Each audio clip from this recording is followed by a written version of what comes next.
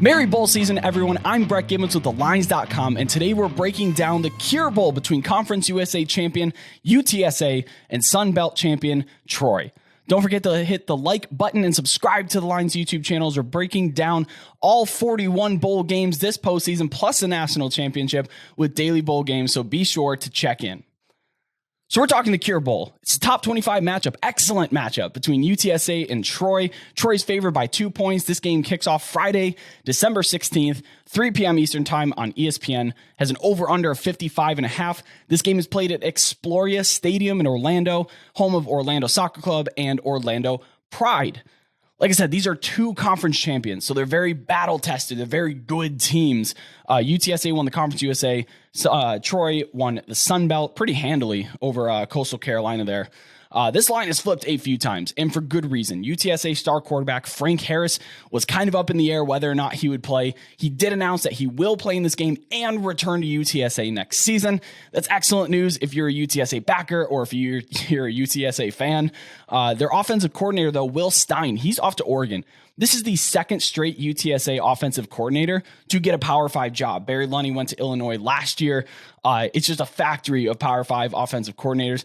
If you are playing under Jeff Traylor and you're coaching the offense, you have an excellent future ahead of you. So hats off to Will Stein, but he will not be coaching in this game.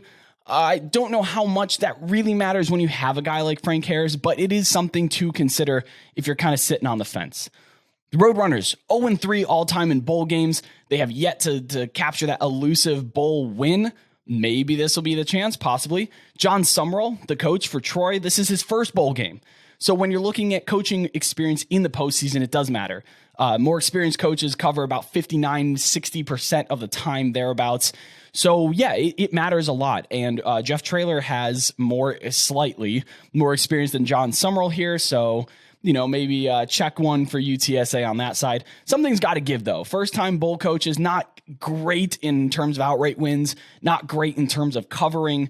They're at a experience disadvantage, so it's a toss-up here. But if you're looking at Troy, they were on kind of a two-headed backfield with Kamani Vidal. He's a 1,000-yard rusher, tough as nails. And then you have DK Billingsley, who's a bigger, tougher bruiser. His 8 touchdowns, kind of more their goal line guy, short yardage guy. But UTSA, they're actually quite good against the run. They're 10th in success rate allowed on the season. But the story for UTSA is their offense that's extremely efficient, 8th in the nation in EPA. But they're going up against a pretty good defense in Troy, who's 12th in points per drive this season. John Summerall, linebackers coach from Kentucky before this, so that's not really all that surprising that they're playing excellent defense. That's good to see, encouraging for the job that he's doing there in Troy.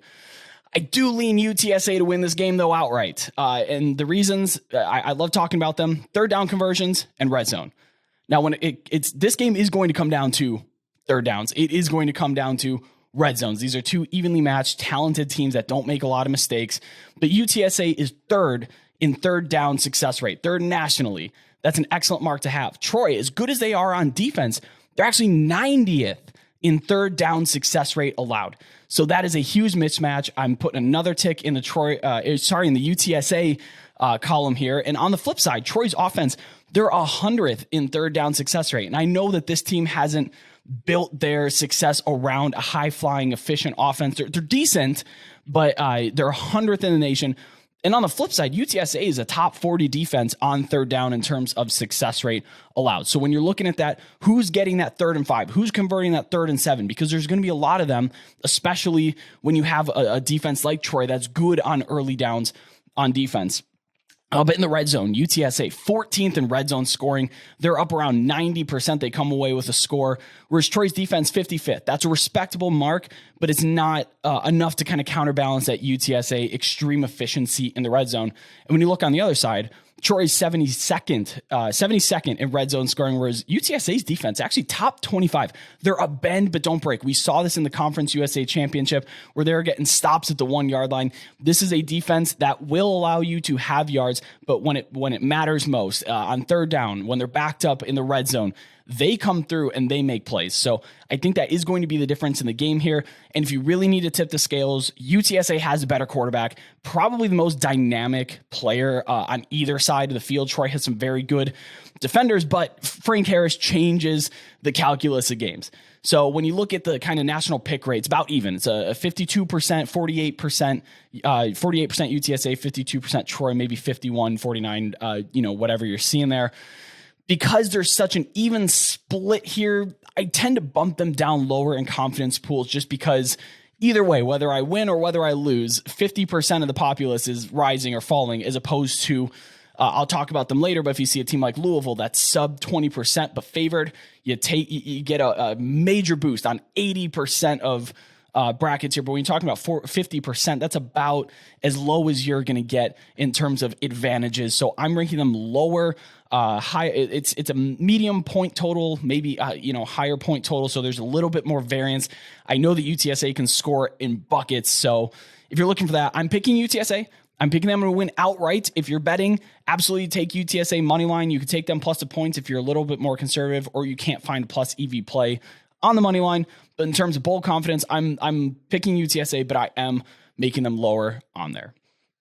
Be sure to hop over to our Discord where you can connect with over 4,000 sports fans, get live updates in the college football server. If you click on #rolls, you can drop an emoji under my name and you'll get my live bowl bets all December long, riding into January through the rest of bowl season. Don't forget to subscribe to the Lines YouTube channel for daily bowl videos. And go ahead and comment. Are you on UTSA? Are you on Troy? This is an excellent game. A lot of eyes on this game. Top 25 conference champion matchups. Where do you lean? Let us know on Twitter. Let us know in the comments down below. But thanks always for watching. I'm Brett Gibbons with thelines.com, and have a very merry bowl season.